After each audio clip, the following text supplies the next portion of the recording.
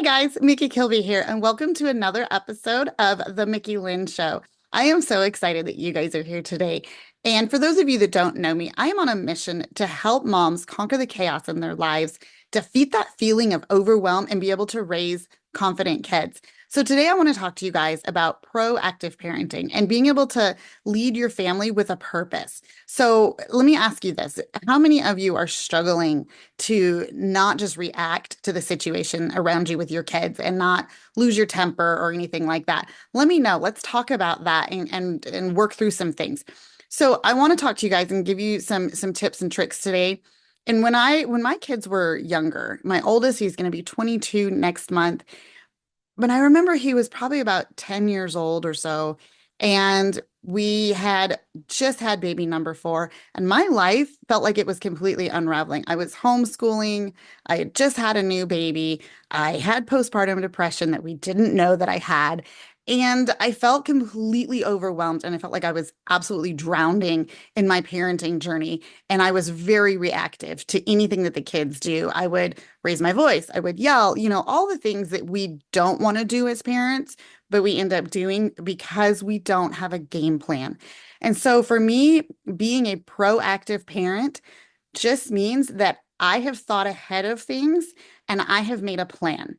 So one of the things that has really helped me is that I say it, I mean it, and then I do it.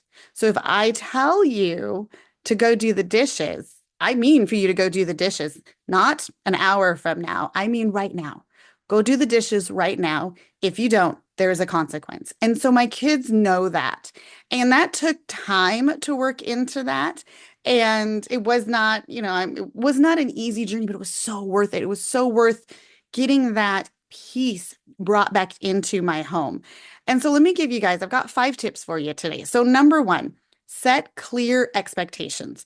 I want you guys to think about what are some clear rules that you can set, guidelines, maybe not rules, because I don't like to follow rules. I'm kind of a rule breaker. So as soon as you say rules, I go, So maybe some guidelines. What are some guidelines that you can set up?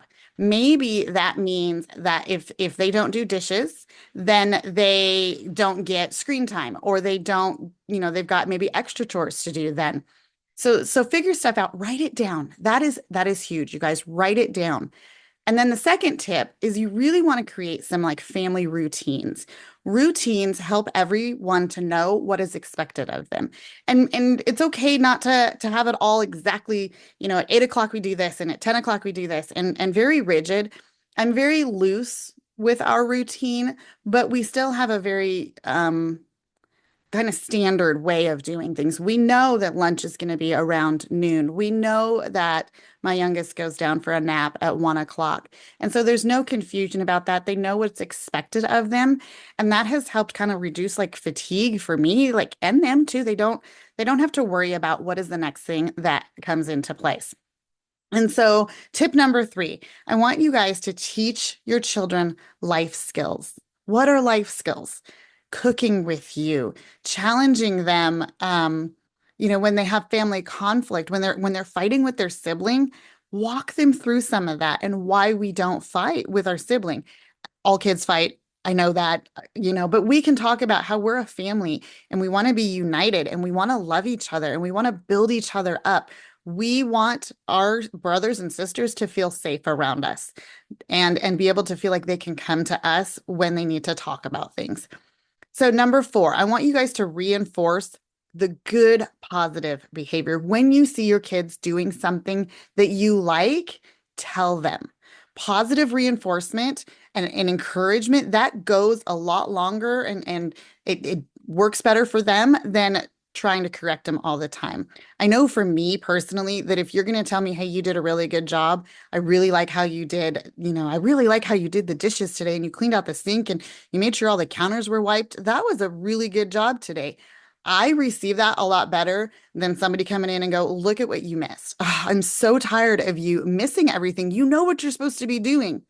That's the difference. That would be the difference of a proactive parent and a reactive parent. All right, you guys, tip number 5, stay calm and be consistent. And that can be hard sometimes when our lives feel so overwhelmed. But I want you guys, when that happens, when you feel completely overwhelmed and you need to get back to that sensation of that feeling of calm, take a deep breath and just let it go. If you need to go to the bathroom and have a moment, you go do that. You cry, you do whatever you need to do, and then you come back and you deal in a calm manner with your kids. You are the one that sets the tone for your entire home. So if you're calm, they're going to be calm. If you're raising your voice, they're going to raise their voice. So doing that is going to build trust because they know what to expect from you. So, you guys, I hope that was helpful for you. Let me know how are you struggling in your parenting journey? I know that we all struggle with that. It's nobody's ever perfect, right?